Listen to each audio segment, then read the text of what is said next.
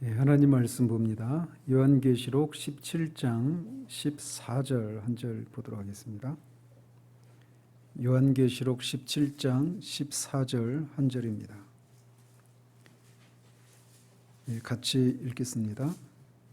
그들이 어린 양과 더불어 싸우려니와 어린 양은 만주의 주시요 만왕의 왕이심으로 그들을 이기실 터이요 또 그와 함께 있는 자들 곧 부르심을 받고 택하심을 받은 진실한 자들로 이기리로다. 아멘. 지난주에 요한계시록 서론 부분을 살폈습니다. 살피면서 제가 돌아보니까 준비한 것대로 제가 준비한 순서대로 하지 않고 막 뒤섞어 놔가지고 어디서부터 시작해야 될지 좀 있는데, 그럼에도 불구하고 좀 몇 가지만 상기시켜 드리면, 요한계시록은 우리가 흔히 요한계시록을 접할 때 가지고 있는 것처럼 이해하기 어려운 책, 그래서 어떤 계시가 임해야 특별한 은혜를 입은 사람들에게만 열려지는 다빈치 코드와 같이 어떤 코드화된 그런 책이 아니다라고 하는 사실을 말씀드렸어요. 그렇다고 해서 이 책이 그냥 아무나 쉽게 읽을 수 있느냐, 그건 아닙니다. 읽기 위해서는 사전 지식이 필요해요. 왜? 요한계시록은 상징이 숫자나 어떤 사건들, 그런 상징적인 숫자나 사건, 인물 이런 것들이 많이 나오기 때문에 그런 것이 뭘 상징하는지에 대한 이해가 필요하단 말이죠. 그래서 이 스가랴서나 다니엘서나 에스겔서와 같은 이 선지서들에 대한 이 선지식이 어느 정도는 필요하다라고 말씀을 드렸어요. 그럼에도 불구하고 궁극적으로 이 책을 주신 목적은 이 편지를 받고 있는 실제 역사 속에 존재했던 이 7교회의 교인들에게 경고하고 또는 위로를 주기 위한 그런 실제적인 목적을 위해서 기록되었단 말이죠. 그렇기 때문에 그들이 이해할 수 없는 방식으로 이해할 수 없는 것을 기록한 게 아니라 그들이 이해하고 그런 유익을 얻도록 하기 위해서 기록된 것이기 때문에 요한계시록은 근본적으로 이해할 수 있고 또 이해해야 하는 그런 책이라고 하는 것을 말씀드렸습니다. 그러면서 이 요한계시록도 성경이니까 성경을 해석하기 위해서는 성경을 해석하는 원리를 따라서 해석을 해야 된다, 이렇게 말씀드리면서 성경은 뭘로 해석해야 된다고 그랬어요? 성경은 성경으로 해석해야 된다. 성경은 성경으로 해석해야 되는데 그런 원리를 따라서 역사적인 방식으로, 즉 이 편지가 이 어떤 그 각 성경이 기록된 당시의 그 문화적인 배경, 어떤 정치적인 배경, 그 이스라엘 백성이 그런 여러 가지 역사적인 배경들을 고려해야 된다. 그래서 21세기에 살고 있는 우리의 시각으로 이것을 보면 무슨 소리인지 이해하지 못하고 우리의 시각으로 잘못 오해할 수 있는 소지들이 있단 말이죠. 그 당시의 역사적인 정황을 이해하는 것이 필요해요. 그래서 역사적인 그런 방식을 따라야 되고 또 문법적인 그런 원리를 따라야 됩니다. 문법적이라고 하는 것은 히브리어나 헬라 문법을 따라야 된다, 이것도 맞죠. 언어적인 측면에서 문법을 따라야 된다, 이것도 맞는데 더 근본적으로는 이 책의 형식, 이 각각의 성경이 서신서냐 또는 시이냐 아니면 예언서냐 또는 율법서냐 이런 어떤 지혜서냐 이런 거에 따라서 각각 다르게 해석을 해야 된다는 것이죠. 그러니까 우리가 흔히 그런 얘기 하잖아요. 유머를 다큐로 받으면 이제 싸움이 나잖아요. 그죠? 유머러스하게 하는 건데 그걸 막 진짜로 받아들여가지고 다큐로 받아들여가지고 그걸 막 싸움이 나버리는 것처럼 이 각각의 그 형식에 대한 이해가 필요한 거예요. 그리고 또 하나는 이 신학적인 해석을 해야 된다. 그래서 이 역사적이고 문법적인 해석을 했는데 그 해석이 성경 전체에서 말하고 있는 또는 성경 각 권에서 말하고 있는 그런 어떤 것과 또는 하나님의 성품과 관련해서 충돌을 일으키는 어떤 해석이 나왔다라면 그것은 잘못된 해석인 거예요. 또는 앞에서 말한 것과 뒤에서 말하는 것이 서로 충돌을 일으키는 그런 식으로 해석을 해서는 잘못된 해석이 된단 말이죠. 그래서 역사적이고 문법적이고 신학적인 해석을 따라 해야 된다. 그러면서 이 요한계시록이 그 문학 장르를 따지면 세 가지 형식을 띈다고 말씀드렸어요. 기억나십니까?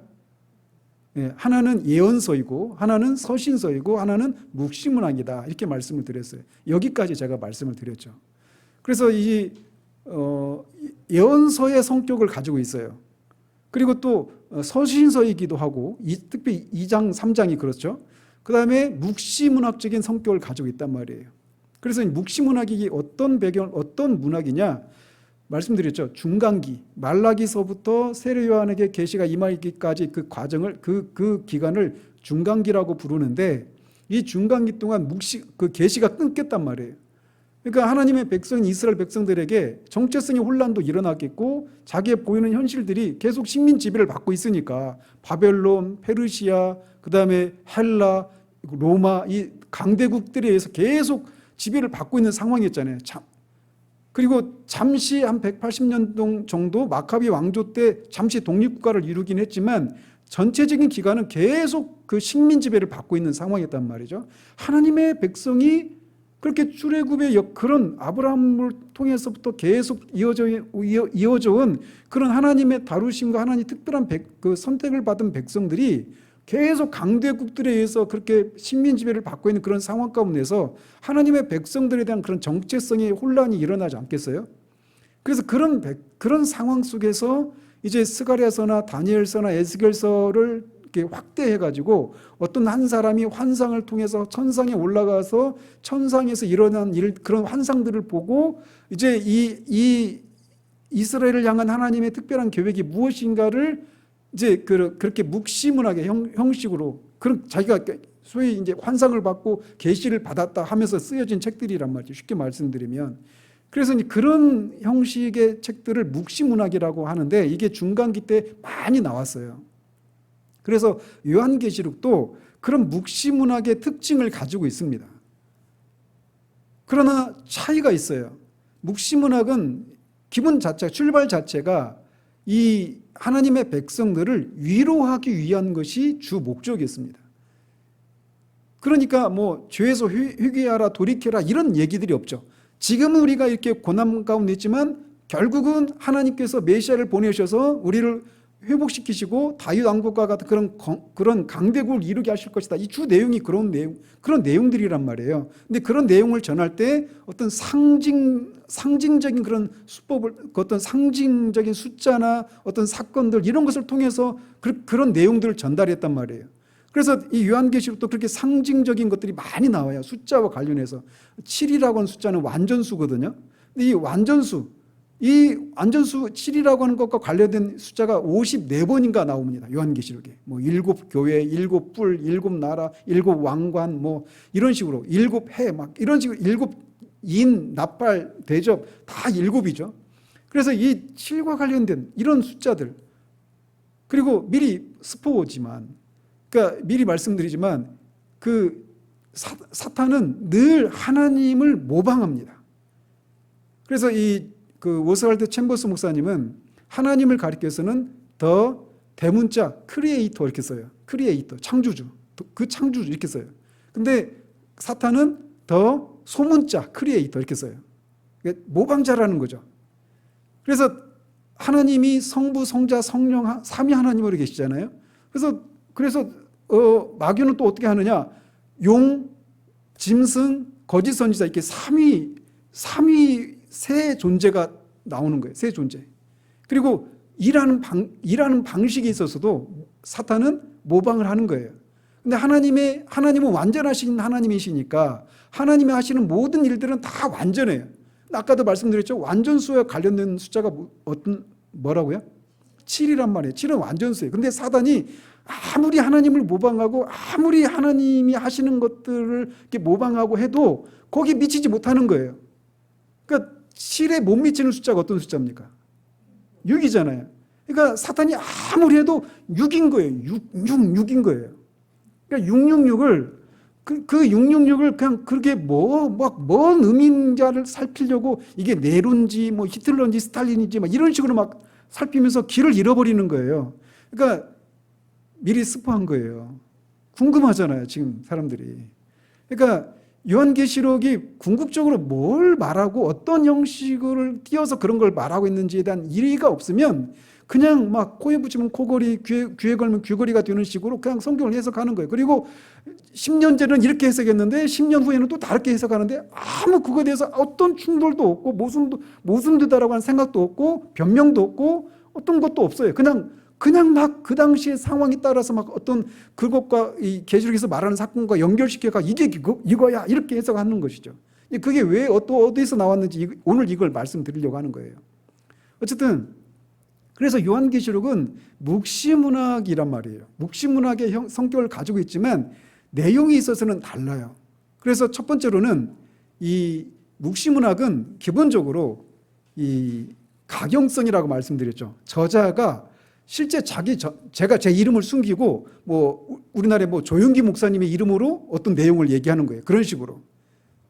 좀 성경을 조용기 목사님 얘기하니까 또 갑자기 딱 떨어지는 것 같아가지고. 어쨌든 그런 식인 거예요. 그래서 뭐 에녹의 이름으로 에녹서 이런 식으로 에녹서 이런 것도 다 묵시문학이거든요. 실제 에녹이 기록한 게 아닌데 성경의 유명한 인물의 이름을 빌어서 이 묵시문학을 저자가 그렇게 이런 인물들을 이름을 이렇게 따서 그렇게 썼단 말이에요. 그러나 이 요한계시록은 정경이란 말이에요.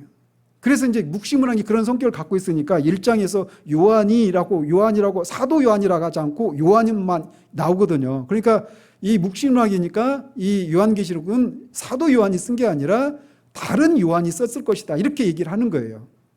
그러나 그것은 요한계시록이 정경인 걸 묵시문학이 다른 문학책이 아니란 말이에요. 아무튼 이런 가경성을 띠고 있어요. 묵시문학은. 그런데 이 저자는 그렇지 않다. 이런 면에서 차이가 있어요. 또 하나는 내용이 묵시문학은 기본적으로 위로하는 데 목적을 두고 있어요. 그래서 책망하고 경고하고 이런 내용은 없어요. 근데 요한계시록은 어때요? 책망하잖아요. 교회를 향해서 막 촛대로 옮겨버린다. 토해낸다. 막 이런 식으로 이렇게 경고하기도 하고 회개하도록 촉구하잖아요. 이런 내용이 있어서도 차이가 있습니다. 그리고 또 어떤 차이가 있느냐면 묵시문학은 이 인류를 하나님의 구원을 기다리는 거룩한 소수와 진노에 처해지도록 운명주어진 대다수의 사람을 이렇게 구분하고 있어요. 그래서 대부분 그 메시지 성격이 회개를 통한 돌이킴보다는 말씀드린 것처럼 구원받을 자들을 위로하는 것에 주안점을 두고 있어요.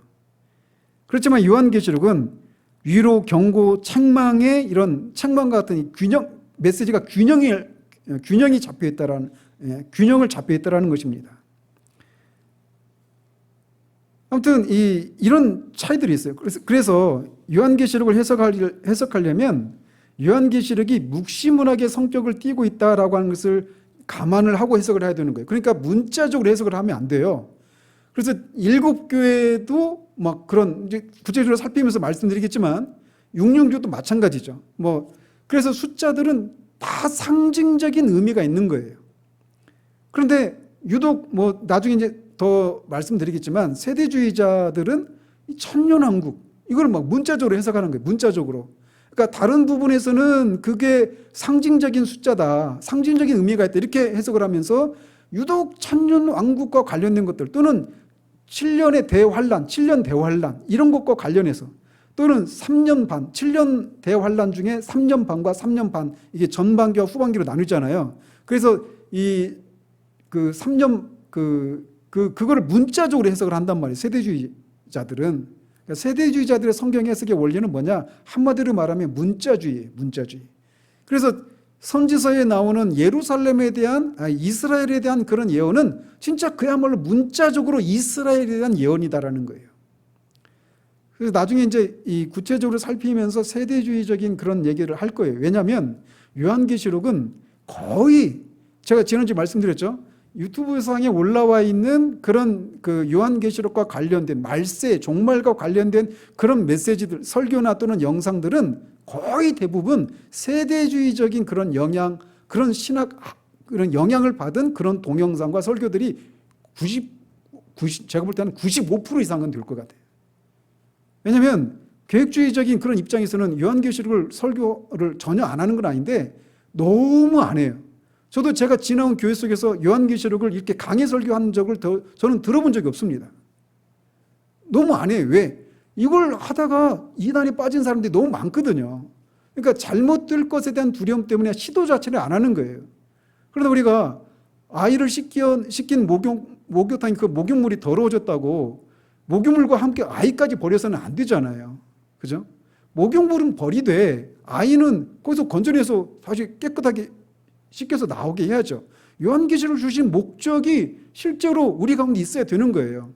그래서 요한계시록은 반드시 해석을 해야 되는 것이죠. 그래서 지난주에 그런 정도까지 얘기를 했고요. 요한계시록을 하게 되면 어떤 유익이 있느냐? 먼저는 소극적인 측면에서 말하면 이단이나 사이비에 빠지지 않을 수 있게 됩니다. 요한계시록의 이단과 사이비들은 요한계시록과 관련된 이단과 사이비들이 굉장히 많아요. 왜냐하면 상징이니까 이게 이렇게도 해석될 수 있고 저렇게도 해석될 수 있거든요. 그러니까 사람들이 막 다 혹하는 거예요. 그래서 요한계시록을 제대로 이해하면 이단이나 사이비에 빠지지 않을 수가 있어요. 그걸 분별할 수 있게 됩니다. 적극적인 측면에서 보자면 먼저는 성경 전체에 대한 이해를 할 수 있게 됩니다. 그래서 요한계시록은 창세기가 성경의 서론이라면 요한계시록은 결론이에요. 그래서 요한계시록 성경의 결론이 무엇인가가 나와 있는 것이 요한계시록이란 말이에요. 그런데 결론이 없이 그냥 우리가 서론 부분만 또는 서론에서 이 결론의 그 다다르기까지의 그 과정만 우리가 알고 있다면 성경 전체를 이해할 수가 없는 거예요. 성경 서론에 있는 부분들이 결론과 관련이 있거든요. 결론과 관련해서 서론에 있는 것들이 이게 이런 의미가 있구나라고 하는 것을 알 수 있는 거잖아요. 결론에 비추어서 그 모든 처음부터 그 중간 관계들 과정에 일어나는 이런 모든 것들이 결론을 가지고 보면은 이게 이런 의미가 있구나 이렇게 해석이 되잖아요. 그래서 요한계시록을 우리가 이해하게 되면 성경 전체에 대한 이해를 가질 수 있게 됩니다. 그래서 제가 창세기에도 말씀드리면서 창세기 1장 1장과 이 요한계시록 20장 20장 21장이 서로 연관되어 있다고 그랬잖아요. 에덴 동산, 이 새 예루살렘 성이 새 에덴이란 말이에요. 그리고 창조 있잖아요. 하늘과 땅을 창조하신 거. 맨 마지막에는 새 하늘과 새 땅의 창조. 다 연결되어 있는 거예요. 그 생명나무, 그 에덴 동산에 흐르는 생명수, 이게 새 하늘과 새 땅에서 흐르게 되는 생명나무와 생명수 다 연결되어 있는 거예요. 그래서 이 요한계시록을 이해하게 되면 성경 전체에 대한 이해를 가지게 됩니다. 그리고 이건 또 이제 우리의 삶에 있어서도 신앙생활에 있어서도 우리에게 주는 유익이 있는데 뭐냐? 교회와 세상을 바라보는 눈이 열리게 됩니다. 왜 세상 속에서 교회는 이런저런 어려움과 핍박을 받게 되는가? 그리고 이 세상은 도대체 어떻게 되는가? 이런 것들을 요한계시록이 우리에게 말해주거든요. 그래서 미리 말씀을 드리면 요한계시록은 서론, 본론, 결론으로 나눌 수 있어요. 모든 문학 작품이 다 서론, 본론, 결론으로 나눌 수 있죠. 그런데 요한계시록의 구조를 얘기할 때 많은 사람들이 요한계시록을 해석하는 사람의 숫자만큼 요한계시록의 구조 분석의 숫자도 똑같다 이렇게 말을 할 정도로 요한계시록의 구조에 대한 이 이론이 그만큼 많이 존재합니다. 그러니까 내 것만 오라 이렇게 말해서는 안 돼요. 그럼에도 불구하고 요한계시록을 제대로 이해하기 위해서 우리에게 어떤 그런 해석 방법이 요구되잖아요. 그래서 요한계시록의 구조를 살펴보면 크게 서론, 본론, 결론으로 나눌 수 있어요. 제가 막 지금 이 앞뒤로 막 왔다 갔다 하면서 하느라고 저도 지금 막 지금 그러는데 어쨌든 서론, 본론, 결론으로 나눌 수 있는데 요한계시록은 크게 4가지 환상이 나옵니다. 4가지 환상.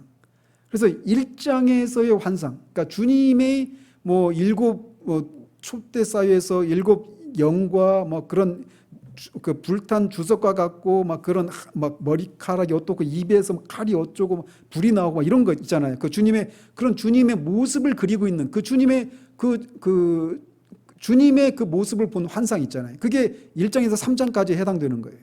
이게 첫 번째 환상이 주님에 대한 환상. 그다음에 4장부터 이제 4장부터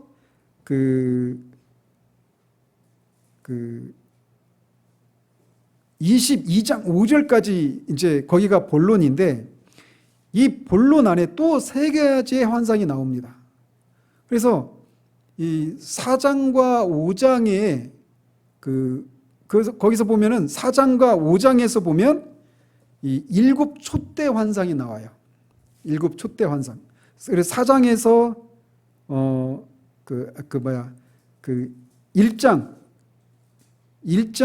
9절에서 3장 22절까지 여기까지 해서 7촛대 환상이 나와요. 그러니까 지금 이 구절들은 정확하게 여러분이 기억을 안 하셔도 돼요. 제가 중간중간에 이게 전체에서 어디 부분인가를 계속 상기시켜드리면서 해나갈 겁니다. 왜냐하면 우리가 해나가면서 숲을 계속 우리가 어느 지점에 와 있는지를 모르면 길을 잃어버리거든요.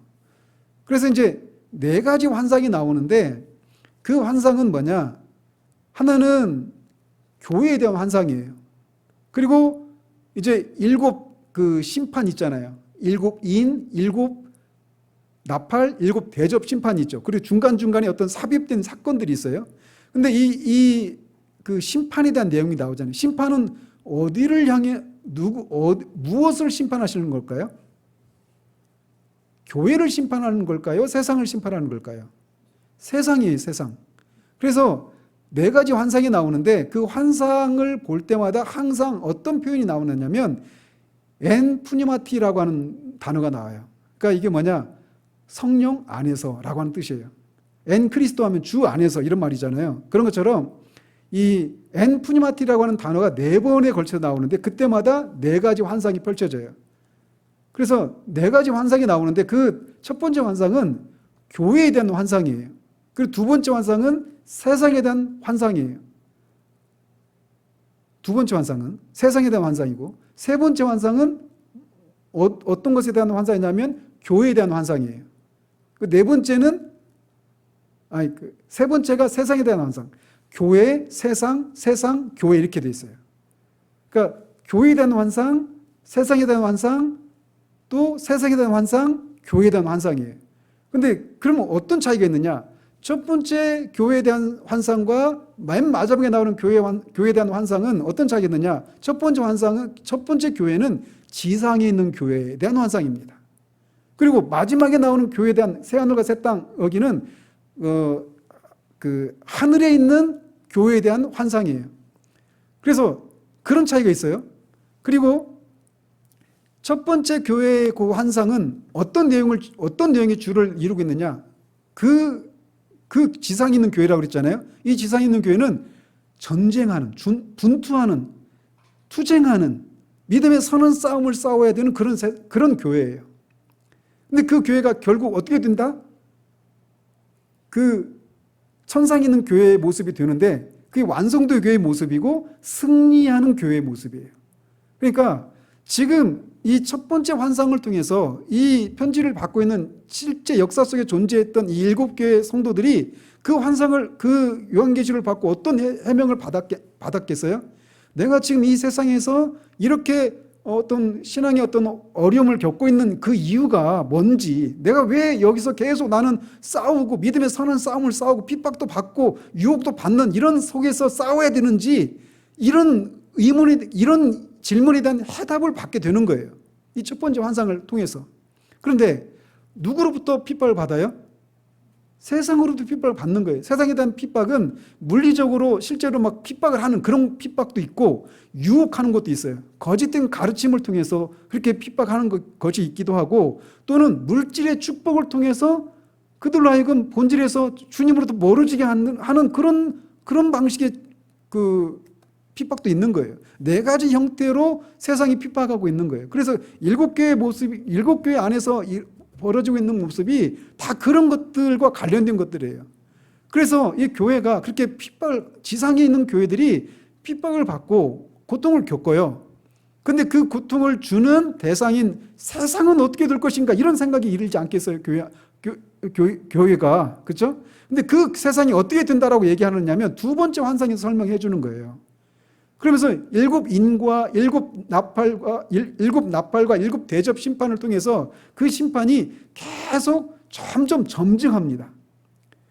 그래서 그 심판에 대한 내용이 두 번째 환상의 내용이에요. 그리고 세 번째 환상은 세상이라고 그랬잖아요. 세상에 대한 환상이라고 그랬잖아요. 근데 세상이 세 번째 환상과 네 번째 환상이 어떤 공통점이 있느냐면, 첫 번째 환상과 두 번째 환상은 세상의 역사 초기부터 주님이 오실 때까지, 재림 직전까지 그 교회 모습과 세상의 모습에 대한 얘기입니다. 그러니까 교회가 핍박을 받는 모습은 그냥 초대교회에서만 있는 것이 아니라 주님이 오실 때까지 계속 그런 역사가 진행되는 거예요. 핍박의 역사가. 근데 그리고 세상도 계속 그렇게 교회를 핍박합니다. 근데 어떻게 된다? 그런 속에서 교회는 하나님이 계속 보호하시고 지키시고 세상은 하나님이 심판하신다. 이 내용을 얘기해 주는 거예요. 첫 번째, 두 번째 환상을 통해서. 그리고 세 번째 환상과 네 번째 환상은 주님이 오시기 직전에 일어나는, 종말에 일어나는, 세상 역사 끝에 일어나는 그 일들을 얘기해 주는 거예요. 그러니까 첫 번째와 두 번째는 긴 시간 동안 일어나는 역사라면, 세 번째와 네 번째는 주님이 오시기 바로 직전에 일어나는 그 일들의 결말을 얘기해 주는 거예요. 그래서 이 마지막 때 17장에 보면 큰 성 바벨론이 하루아침에 망했다, 이런 얘기들이 나오거든요. 그러니까 세상이 그렇게 졸지에 망하는 거예요. 졸지에. 그래서 심판이죠, 결국은. 교회는 보호와 승리를 약속하고 세상은 심판하신다는 거예요. 계속 심판하시다가 마지막에 진짜 완전히 최종 심판을 하신다는 거예요. 그리고 맨 마지막 결론은 교회가 세상의 심판을 극복하고 승리한다라는 겁니다. 그 내용이 오늘 우리가 읽었던 이 17장 14절이에요. 요한계시록의 주제는 이거라고 할 수 있습니다. 계속 그리스도, 근데 승리의 원인이 뭐냐? 보좌에 앉으신 하나님과 어린 양 예수 그리스도. 그분이 알파와 오메가라고 얘기하는 거예요. 역사를 시작하신 분이시고 역사를 끝내시는 분이시고 이인을 떼시는 분이다. 이 얘기는 역사를 주관하신 분이다, 이런 얘기거든요. 나중에 이제 구체적으로 살피겠지만, 그 하나님과, 보좌에 앉으신 하나님과 어린 양 그리스도를 통해서 그 그리스도의 신보된 교회가 결국은 그 세상의 그런 핍박을 이기고 승리한다라고 하는 얘기예요. 그러니까 요한계시록이 그런 구조로 되어 있단 말이에요. 그래서 이 요한계시록을 이 처음에 읽었던 이 사람들이 이런 내용이라고 하는 것을 이해할 수 있었고, 그래서 실제적으로 그 돌이켜야 될 그런 죄악된 상태 가운데 있을 때는, 영적으로 잠들어 있을 때는 회개하게 하고 경고의 메시지가 주어졌고, 또 서머나 교회나 빌라델비아 교회 같은 그런 교회 같은 경우는 막 그런 그 하나님의 말씀을 지키고 순종하고 그렇게 살고 있었잖아요. 그럼에도 불구하고 핍박을 받고 있었잖아요. 그럼에도 불구하고 너희들이 가난하지 않다, 부유한 자다, 너희들이 이기는 자다, 이렇게 얘기하면서 그들을 위로하고 격려한단 말이에요. 그래서 이 편지를 받고 있었던 이 일곱 교회들은 실제적으로 그런 유익들을 얻을 수 있었어요. 어쨌든 이 요한계시록은 그런 구조로 되어 있어요. 그런데 요한계시록을 크게 이제 이 요한계시록을 이렇게 읽으면 그런 유익이 있는 거예요. 교회와 세상이, 왜 교회는 이런 모습이어야 되고 교회의 그 결말은 어떻게 되는지, 세상은 왜 그렇게 계속해서 교회를 핍박하는지, 다양한 방식으로, 그리고 그 세상은 결국 어떻게 되는지, 이 얘기를 해주는 거예요. 그래서 요한계시록을 읽으면 이 교회와 세상의 결말이 무엇인가를 알게 되고, 오늘 현재 교회에 속한 우리들이 왜 이런 일을 겪고 있게 되는지 그것을 이해할 수 있게 돼요. 그리고 그 결말이 무엇인지 또 알게 된다는 것이죠. 그러니까 우리가 승리한다라고 하는 것을 알게 됐을 때 위로받지 않겠어요? 지금은 비록 우리가 핍박을 받고 가난한 것처럼 보이고 그런 앞지 아래 아무 길을 못 피고 있는, 순교당하고 막 그런 죽어나가는 사람들도 있는데 끝나버릴 것 같잖아요? 세상이 이길 것 같잖아요? 안 그렇다라는 거예요. 그거를 상징적인 숫자와 사건들, 그런 어떤 존재들을 통해서 말해주고 있다는 거예요. 그래서 끊임없이 말하는 게 뭡니까? 귀 있는 자는 들을지어다, 이렇게 얘기하잖아요. 그러니까 우리가 귀 없는 사람이 없잖아요. 다 있지만 그거를 들을 수 있는 사람들이 있다는 거예요. 근데 그 부분을 이제 이단들은 하나님으로부터 어떤 계시를 받은 사람들만 이렇게 듣는 것처럼 생각하는데 그런 의미가 아니에요. 그 내용도 우리가 이제 구체적으로 살피도록 하겠습니다. 어쨌든 요한계시록은 그런 유익이 있어요. 그리고 그런 연관해서 요한계시록의 그런 구조까지도 말씀드렸어요.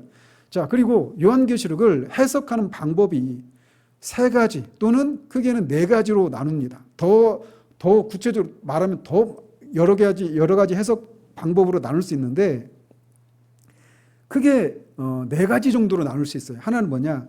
과거주의적인 해석법이 있어요. 과거주의적인 해석법이라고 하는 것이 언제 나왔느냐면 종교개혁 때 나왔습니다. 종교개혁 때, 그러니까 16세기죠. 16세기 종교개혁 때 나왔는데 과거주의적인 해석 방법을 처음으로 주창한 사람이 누구냐면 예수의 사제였어요. 예수회는 어떤 조직입니까? 카톨릭 안에 있는 카톨릭을 개혁하기 위해서 생겨난 그런 조직이잖아요. 근데 그래서 종교개혁에 대한 반등으로 반동 종교개혁의 그룹이 예수회예요. 그러니까 예수의 사제가 과거주의적인 해석 방법을 처음 그렇게 얘기를 한 거예요. 요한계시록은 그래서 거기서 말하고 있는 게 뭐냐? 요한계시록에서 말하고 있는 특히 4장에서 이 마지막 전까지 일어나는 그 요한계시록에 일어난 이 일들은 거의 대부분 AD 70년 예루살렘 성전이 파괴되었을 때까지 또는 길게 잡으면 로마 제국이 멸망할 때까지의 역사 속에서 일어난 일이다. 이렇게 해석을 하는 거예요. 그러니까 그렇게 되면 이제 처음 이 요한계시록이 기록된 연대가 대체적으로 주후 95년 도미티안 황제 때 이 사도 요한이 반모섬에서 유배 갔을 때 거기서 기록한 책이다 이렇게 얘기하잖아요. 그런데 로마 제국이 그때는 안 망했죠. 그죠? 그러니까 400 몇 년도에 멸망했잖아요. 로마 제국이. 그러니까 당시 이 편지를 받고 있는 로마 제국의 압제 아래에 있는 당시는 도미티안 황제, 네로 황제, 도미티안 황제, 트라이안 황제 해가지고 한 10명의 황제 시대, 기독교의 10대 박해라고 하는 시기를 지거든요. 콘스탄틴 대제 때 기독교를 주 313년에 콘스탄틴 대제에 의해서 기독교를 공인하기 전까지 이 300년 정도를 계속 교회가 핍박을 받았단 말이에요. 그러니까 근데 요한계시록이 어때요? 교회가 계속 핍박받잖아요. 그죠? 그러니까 이 얘기들은 다 기독교 공인이 이루어지기 전 내지는 로마 제국이 멸망하기 전에 일어난 사건들이다라는 거예요. 그러니까 이미 과거에 일어난 사건들인 거예요. 누가 얘기했다고요? 예수의 사제가. 왜 그런 얘기를 했느냐? 의도가 있어요. 왜 그러느냐면 종교 개혁자들은 로마 계시록 13장에 나오는 짐승이 적그리스도거든요. 이게 적그리스도인데 종교 개혁자들은 적그리스도를 누구로 봤을까요? 교황으로 본 거예요. 그러니까 교황이 적그리스도란 말이에요. 종교 개혁자들에 의하면. 근데 그건 또 안 맞아요. 아니에요. 적그리스도는 교황이다 이렇게 말할 수 없어요. 등식할 수가 없어요. 근데 그 당시에는 그런 시각이 우세했단 말이에요. 그러니까 로마 교황을 향한 그 시선을 적그리스도로 보면 안 되잖아요. 그러니까 어떻게 해요? 이미 과거에 일어난 사건이다라고 하면서 요한계시록을 과거주의적인 그런 해석으로 그런 방법으로 해석을 해버리는 겁니다. 그러면은 여기서 교회를 핍박하는 이런 교황이 아니죠. 그런 의도로 과거주의적인 해석 방법을 도입을 했어요. 이런 한 가지 방법이 있어요. 그러니까 이건 우리가 받을 수가 없죠. 그리고 그 방법, 실제로 요한계시록에 기록된 것들은 어떤 것들은 실제로 과거에 일어난 사건이기도 합니다. 그죠? 그리고 실제로 보면 성경에서 과거에 일어나지 않은 사건이 어느 것이 있어요.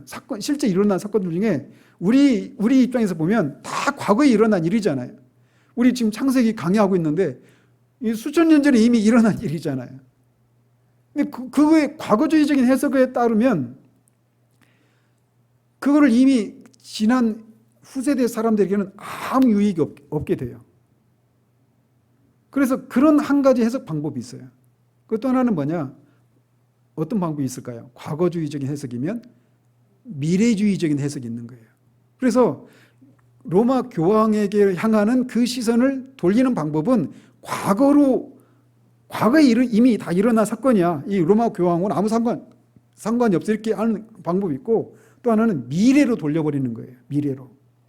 그러면 요한계시록에 일어난 이런 일들은 어떤 것들은 과거에 이미 일어난 일이지만 거의 대부분의 얘기들은 다 미래에 일어날 일이라는 거예요.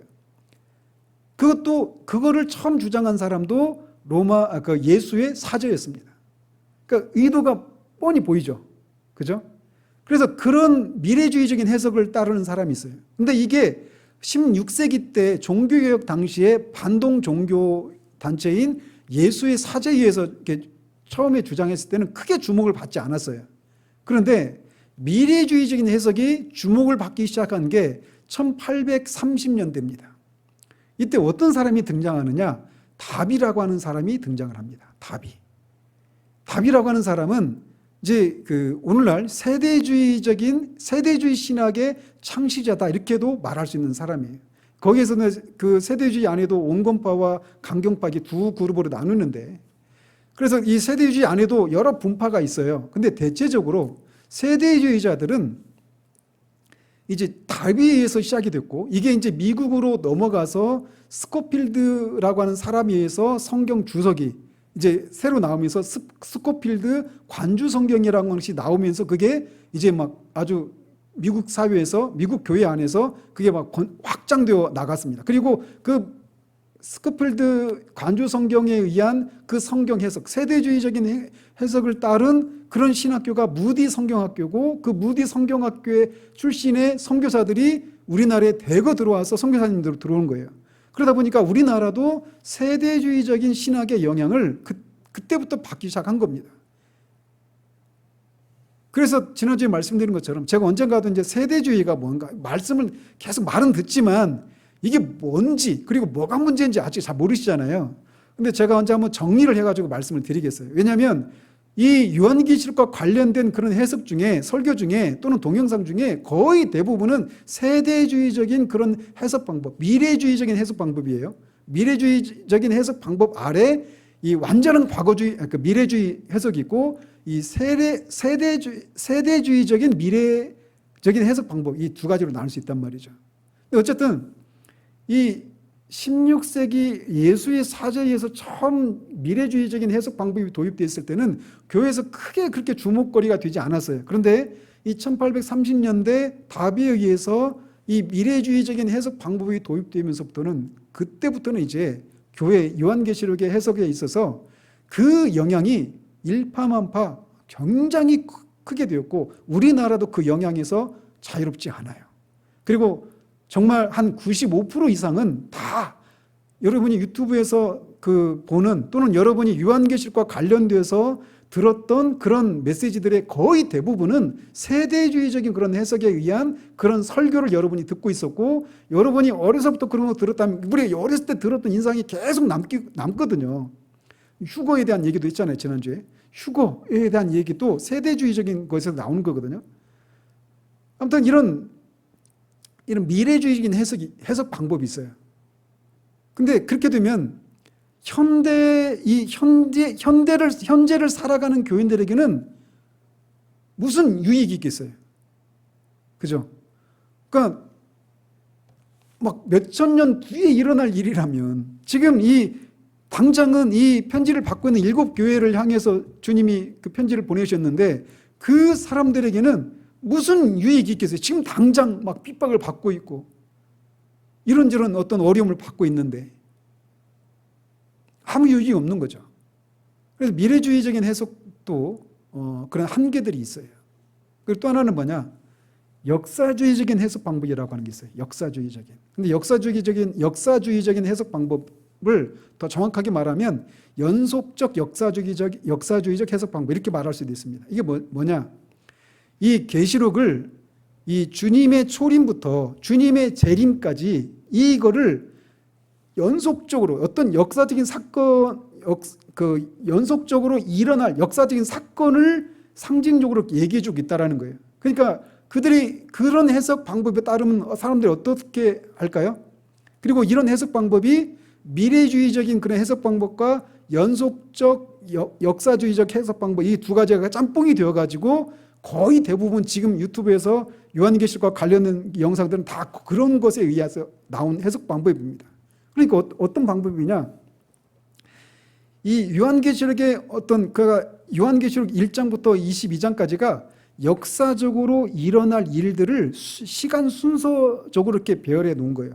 그러니까 7인이 있잖아요. 그러면 7인, 첫째 인은 언제 어떤 사건을 말하는 거고, 둘째 인은 그보다 후에 어떤 사건을 얘기하는 거고, 이런 식인 거예요.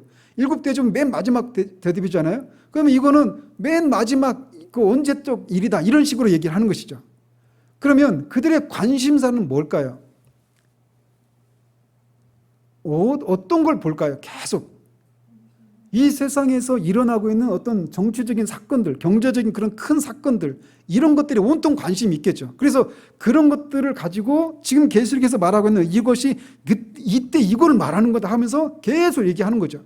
그래서 13장에 그런 짐승 이런 얘기 나온다 그러면은 이 짐승이 적그리스도인데 이 사람이 누구냐에 대해서 그 시대마다 이런 해석법을 따르면 그 시대에 교회에 가장 큰 위협을 주는 그 존재가 그 사람이 되는 거예요.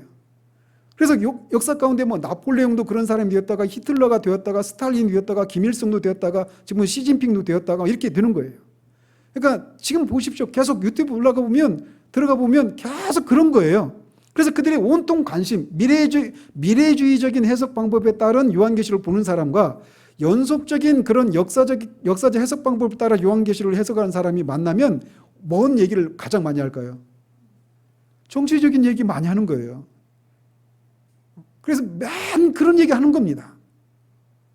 일루미나티, 프리메이슨, 온통 그런 거예요. 그래서 지난주에 말씀드린 백신 이런 얘기 했잖아요. 이것도 다 그런 것과 그런 해석 방법에 따라서 해석하느라고 그런 결과가 나오는 거예요. 그러면 역사적인 해석 방법에 따라서 유익을 얻으려면 어떤 지식이 필요할까요? 어떤 사람이 그런 그 요한계시록을 통해서 유익을 얻을 수 있을까요? 뭘 잘 알아야 될까요? 역사를 잘 알아야 되는 거예요. 역사를. 세계 역사를 잘 알아야 세계 역사 속에 일어났었던 그런 사건들, 1차 대전, 2차 대전 일어났잖아요. 그런 사건들이 여기에서 어떤 것과 일치하는지 이 역사적인 지식이 없으면 요한계시록을 이해할 수가 없어요. 역사주의 해석 방법이 가지고 있는 거예요. 그래서 그들의 관심은 온통 정치입니다. 정치. 그래서 지금 현재 세계에서 일어나고 있는 그런 여러 가지 정치 사건들 온통 그런 것에서만 관심을 가지고 있어요. 그리고 앞에서도 미래주의적인 그런 것과 관련해서도 이렇게 잠시 언급을 하고 넘어가야 되는데 그 사람들 중에 이제 그 후기에 나온 미래주의적인 해석 방법을 따른 사람들이 세대주의자들이라고 했잖아요. 제가 지금 말이 빠른데 참 쫓아오고 있죠.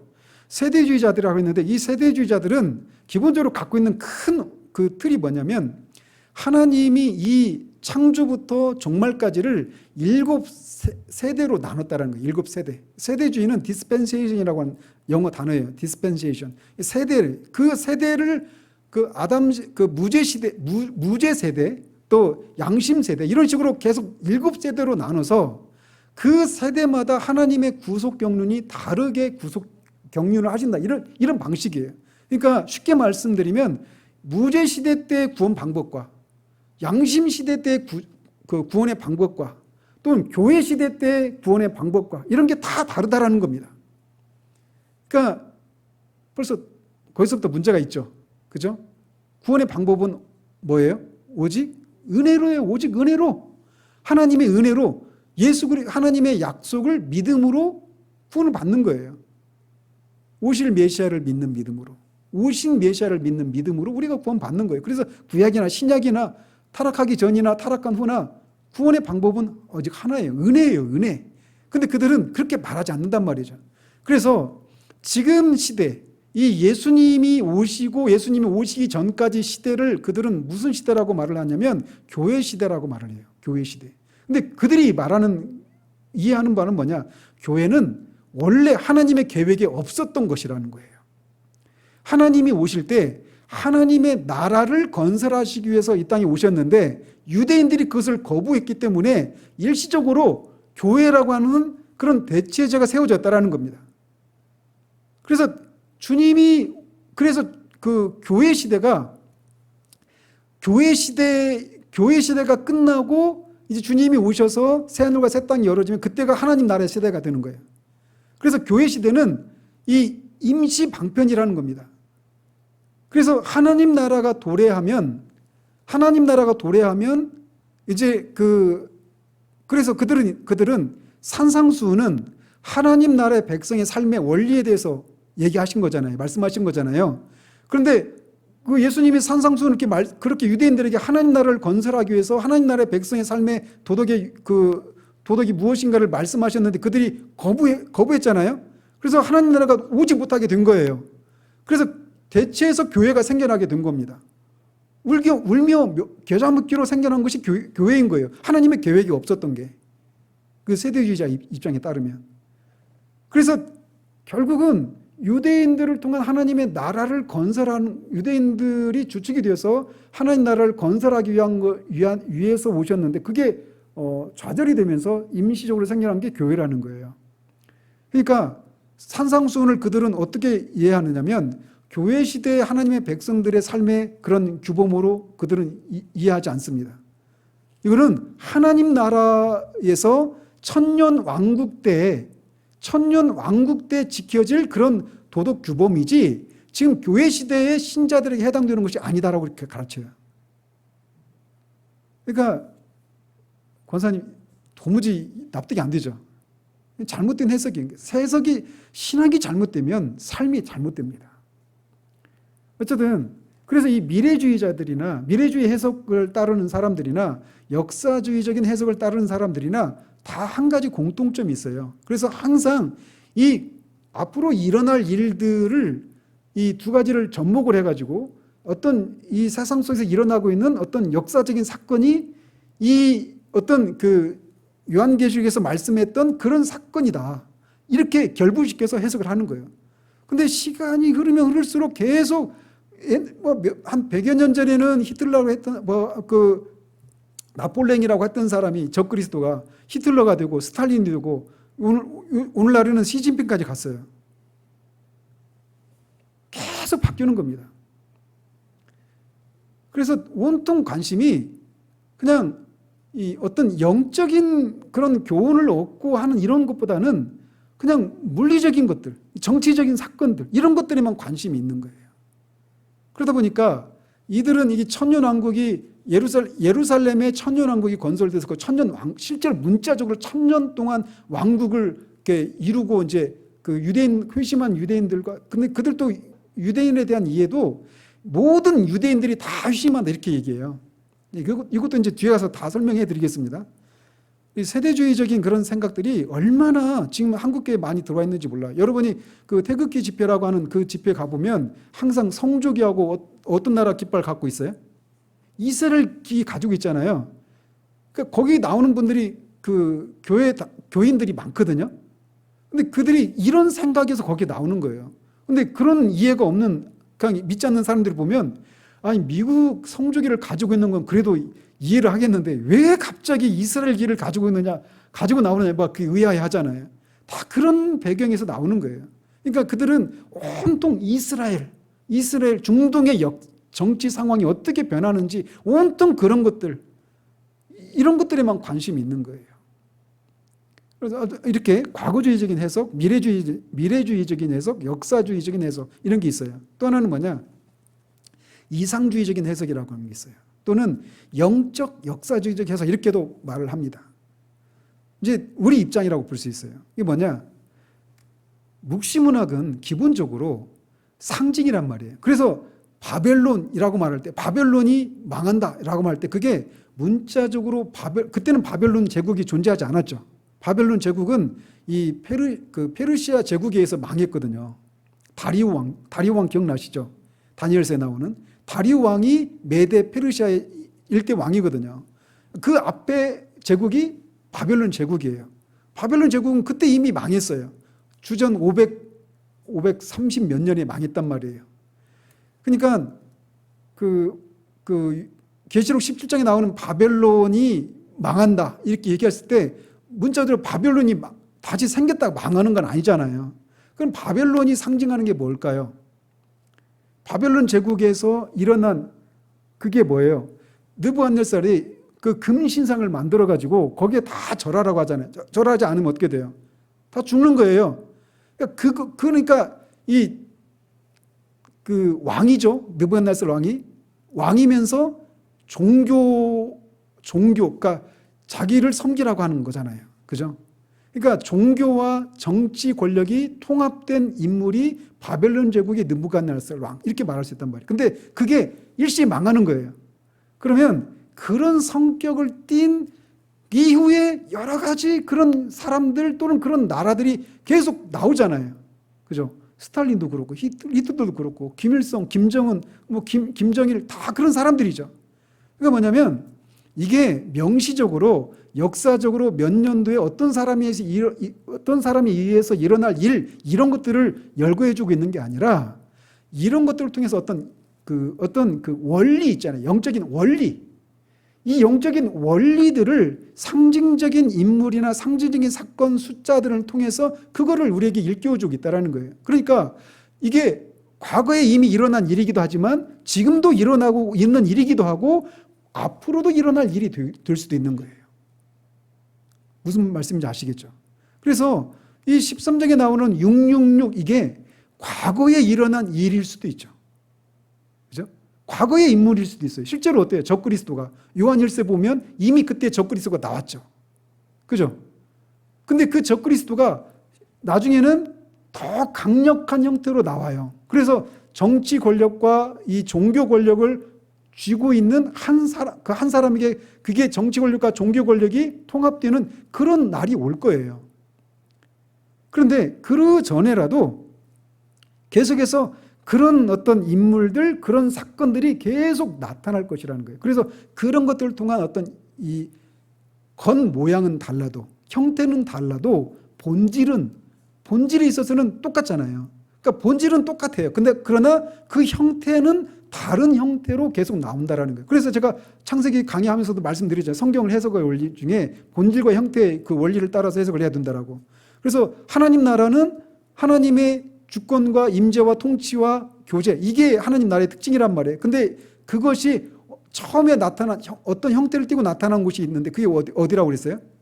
에덴 동산이잖아요. 에덴 동산이 이제 성막으로, 성막이 성전으로, 성전이 교회로, 교회가 새 하늘과 새 땅으로 이렇게 형태는 계속 바뀌는 거예요. 형태는 바뀌되 본질은 똑같아요. 그런 것처럼 교회와 세상과의 관계도 형태는 계속 바뀌어요. 그렇지만 본질은 똑같아요. 근데 그게 그러면은 옛날에 있었던 사건이 똑같이 일어나느냐 이런 게 아니죠. 정도가 그 핍박의 정도나 이런 싸움의 정도들이 점점 심해지고 주님이 오시기 직전에는 최대화되겠죠. 그러나 그 결말은 뭐다? 세상은 멸망하고 교회는 승리한다라는 거예요. 그러니까 어떻게 하라는 거예요? 인내하라는 거예요. 그런 소망을 품고 인내하라, 이겨라. 이기는 자에게는 이런 것들을 주시겠다라고 말씀하시는 거예요.